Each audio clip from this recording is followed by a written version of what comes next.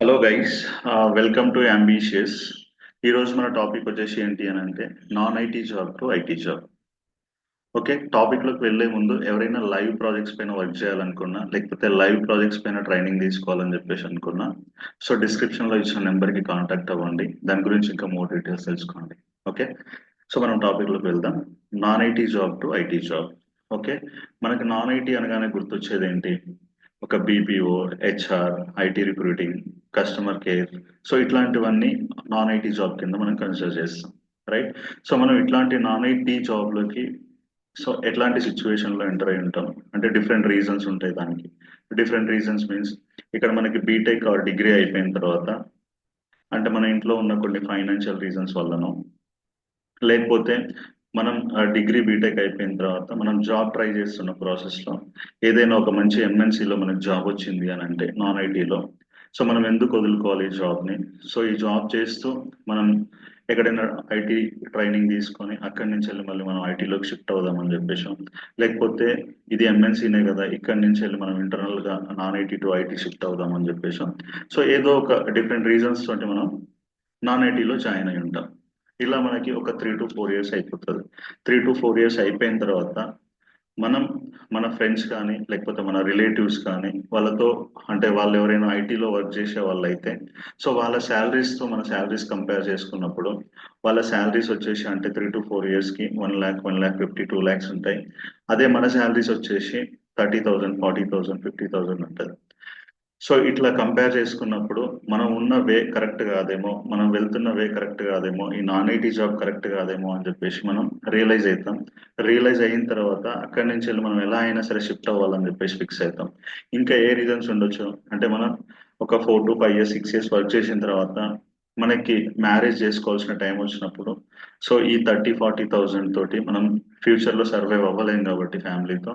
So మనం అట్లాంటప్పుడు కూడా మనం నాన్ ఐటీ టు ఐటీకి షిఫ్ట్ అవ్వడానికి ట్రై చేస్తాం అనమాట, రైట్? సో ఇట్లా మనం నాన్ ఐటీ నుంచి వెళ్ళి ఐటీలోకి షిఫ్ట్ అవ్వాలి అని అంటే ఎలా అంటే మనకి డిఫరెంట్ ప్రాబ్లమ్స్ కూడా ఉంటాయి. సో మనం ఒకవేళ నాన్ ఐటీ నుంచి వెళ్ళి ఐటీలోకి షిఫ్ట్ అయితే నేను సర్వైవ్ అవ్వగలనా లేదా అని చెప్పేసి భయం కూడా ఉంటుంది అనమాట. సో ఇట్లాంటి భయం ఉన్నప్పుడు మరి షిఫ్ట్ అవ్వడం కరెక్టేనా అంటే దాని గురించి డిస్కస్ చేద్దాం. ఒకవేళ మీరు non IT to IT shift అవ్వాలి అని చెప్పేసి అనుకుంటే మీరు ఫస్ట్ ఫిక్స్ అవ్వాల్సింది ఏంటి అని అంటే ఒక 6 months to 1 year వరకు నాకు ఎట్లాంటి శాలరీ రాకపోయినా పర్లేదు.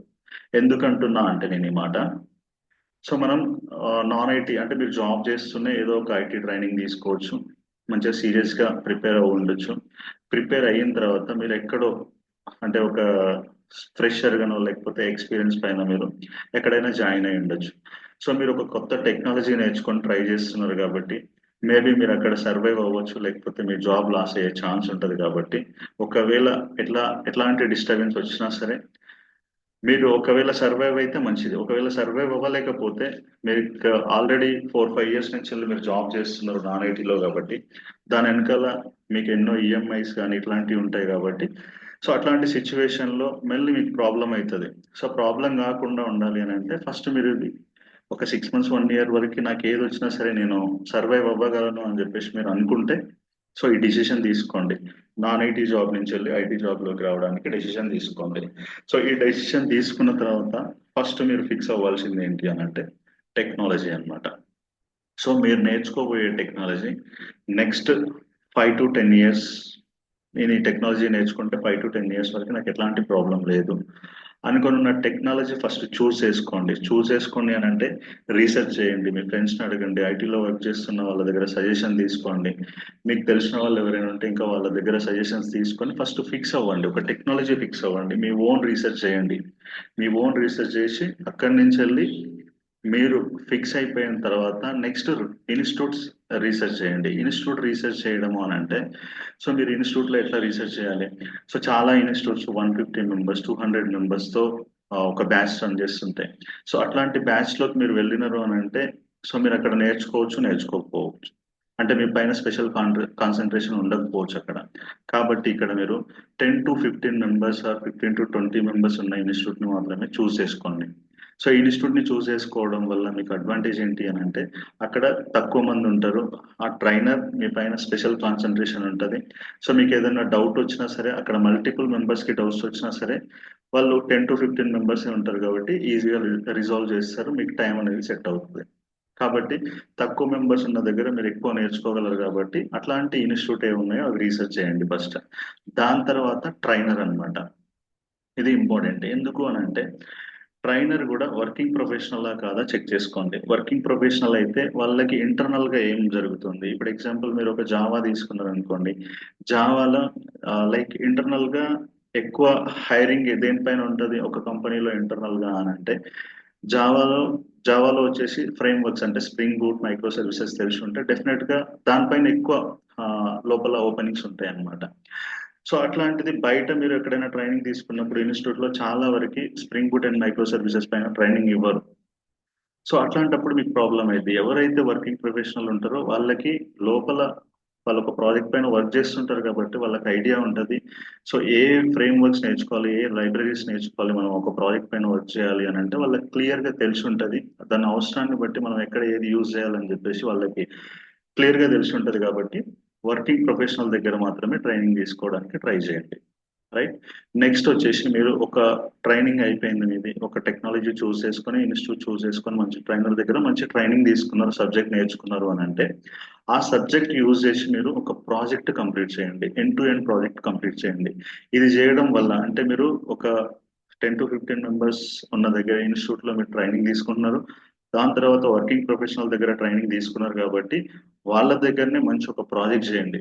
ఒక ఎండ్ టు ఎండ్ ప్రాజెక్ట్ చేయండి. ఎండ్ టు ఎండ్ ప్రాజెక్ట్ చేయడం వల్ల మీకు ఒక ప్రాజెక్ట్ ఎక్స్పీరియన్స్ వస్తుంది. రేపు ఫ్యూచర్ లో మీరు ఎక్స్పీరియన్స్ ద్వారా వెళ్ళినా ఫ్రెషర్కి వెళ్ళినా సరే మీరు అక్కడ సర్వైవ్ అవ్వగలుగుతారు. మీకు ఏంటో తెలుస్తుంది. ఒక టాస్క్ ఇచ్చినప్పుడు అది ఎట్లా చేయాలని చెప్పేసి మీకు ఈజీగా తెలుస్తుంది కాబట్టి ప్రాజెక్ట్ కంపల్సరీ చేయండి. అది కూడా ఈ వర్కింగ్ ప్రొఫెషనల్ దగ్గరనే చేయండి. చేస్తే మీకు ఇంటర్నల్ గా ఒక ఒక టాస్క్ వస్తే ఆ టాస్క్ ని ఎన్ని డేస్ లో కంప్లీట్ చేయాలి, ఎట్లా కంప్లీట్ చేయాలి, సో అవన్నీ మీకు ఈజీగా ఎట్లా చేయాలి అండ్ కోడ్ ఫార్మాటింగ్ కానీ ఇవన్నీ ఎట్లా చేసుకోవాలి ఎవ్రీథింగ్ వాళ్ళు ఎక్స్ప్లెయిన్ చేస్తారు కాబట్టి మీరు ఈజీగా ప్రాజెక్ట్ పైన వర్క్ చేస్తారు నెక్స్ట్ మీరు వెళ్ళినప్పుడు ఏదైనా కంపెనీలోకి. రైట్. సో ఇక్కడ మనం అంతా అయిపోయింది మనది ట్రైనింగ్. సో ట్రైనింగ్ అయిపోయిన తర్వాత మీరు ఏం చేస్తారు, మీరు ఒక మంచి ప్రొఫైల్ ని బిల్డ్ చేసుకోండి. ప్రొఫైల్ బిల్డ్ చేసుకొని ఆ ప్రొఫైల్ ని నౌకరీ, మాన్స్టర్, లింక్డ్ఇన్ లో అండ్ ఇండీడ్ లో సో ట్రై చేస్తుండండి జాబ్. ఈ జాబ్ కూడా మీరు ఎట్లాంటి కంపెనీస్ లో ట్రై చేస్తారు అని అంటే ఇక్కడ మీరు కంపెనీ చూస్ చేసుకునేది లైక్ స్టార్టప్స్ కానీ మిడ్ లెవెల్ కంపెనీస్ కానీ చూస్ చేసుకోండి. ఎంఎన్సీస్ చూస్ చేసుకోకండి. ఎందుకు అని అంటే ఎంఎన్సీస్ లో మనకు తెలుసు ఇప్పుడు మనం ఒక ప్రాజెక్ట్ లో అంటే ఒక మనకి జాబ్ వచ్చింది అని అంటే మనల్ని బెంచ్ లో వేస్తారు. బెంచ్ నుంచి వెళ్ళి మనం ఏదో ఒక ప్రాజెక్ట్ కి మళ్ళీ ఇంటర్వ్యూ ఇచ్చి అక్కడి నుంచి వెళ్ళాలి కాబట్టి. రైట్. సో అట్లా మీరు మళ్ళీ అక్కడ ఒకవేళ మీకు ఏదైనా ప్రాజెక్ట్ లో రిక్వైర్మెంట్ లేదు అని అంటే డెఫినెట్ గా మళ్ళీ మీరు బెంచ్ లో వెయిట్ చేయాల్సి వస్తుంది. అక్కడ మళ్ళీ మీ టైం వేస్ట్ అవుతుంది అనమాట. సో అప్పటికే మీరు నాన్ ఐటీలో టైం వేస్ట్ చేసి ఉంటారు. మళ్ళీ టైం వేస్ట్ చేయడం కష్టం కాబట్టి సో అట్లా ఎంఎన్సీ చూస్ చేసుకోకండి. చూస్ చేసుకుంటే చిన్న కంపెనీస్, మిడ్ లెవెల్ కంపెనీస్ లేదా ఏదైనా ప్రొడక్ట్ బేస్డ్ కంపెనీస్ మీరు అక్కడికి వెళ్ళగానే మీకు ఇమ్మీడియట్ గా చిన్న companies or mid level companies అయితే ఇమ్మీడియట్ గా మీకు ప్రాజెక్ట్ అసైన్ చేస్తారు. మీరు వర్క్ నేర్చుకునే ఛాన్స్ ఈజీగా వస్తుంది. సో మీరు ఇమ్మీడియట్ గా స్టార్ట్ చేయగలుగుతారు. ఎక్కువ నాలెడ్జ్ గెయిన్ చేయగలుగుతారు అనమాట. సో ఇక్కడ మీరు ఒక 2 to 3 years వర్క్ చేయండి. ఆ మిడ్ లెవెల్ ఆ చిన్న కంపెనీస్ లలో ఒక 2 to 3 years వర్క్ చేయండి. శాలరీ గురించి ఎక్కువ థింక్ చేయకండి. వాళ్ళు ఎంత ఇచ్చినా సరే మీరు వర్క్ చేయండి. వర్క్ చేసి సబ్జెక్ట్ నేర్చుకోండి. సబ్జెక్ట్ నేర్చుకున్న తర్వాత సో 2 to 3 years తర్వాత మళ్ళీ మీరు ఎంఎన్సీస్ కి షిఫ్ట్ అవ్వండి. అక్కడ ఇక్కడ మీరు బాగా కష్టపడి ఉంటారు కాబట్టి అక్కడ వర్క్ అనేది ఈజీగా ఉంటుంది. సో అక్కడ మీరు ఎంజాయ్ చేస్తూ వెళ్ళొచ్చు అనమాట. రైట్. సో ఇలా మీరు ప్లాన్ చేసుకోండి. డెఫినెట్ గా నాన్ ఐటీ జాబ్ నుంచి వెళ్ళి ఐటీ జాబ్ లోకి కన్వర్ట్ అవ్వచ్చు. సో దీనిపైన మీకు ఇంకేదైనా డౌట్స్ ఉంటే అంటే ఫర్దర్ గా ఇంకేదన్నా నేను ఇప్పుడు డిస్కస్ చేసిన దాంట్లో కానీ లేకపోతే ఇంకా ఏవైనా ఎక్స్ట్రా డౌట్స్ మీకు ఉంటే సో కామెంట్ చేయండి. లేదు డిస్క్రిప్షన్ లో ఇచ్చిన ఫోన్ నెంబర్ కి కాంటాక్ట్ అవ్వండి. డెఫినెట్ గా ఆన్సర్ చేస్తాం. సో మీ డౌట్స్ డెఫినెట్ గా క్లియర్ చేస్తాం. రైట్. Thank you guys.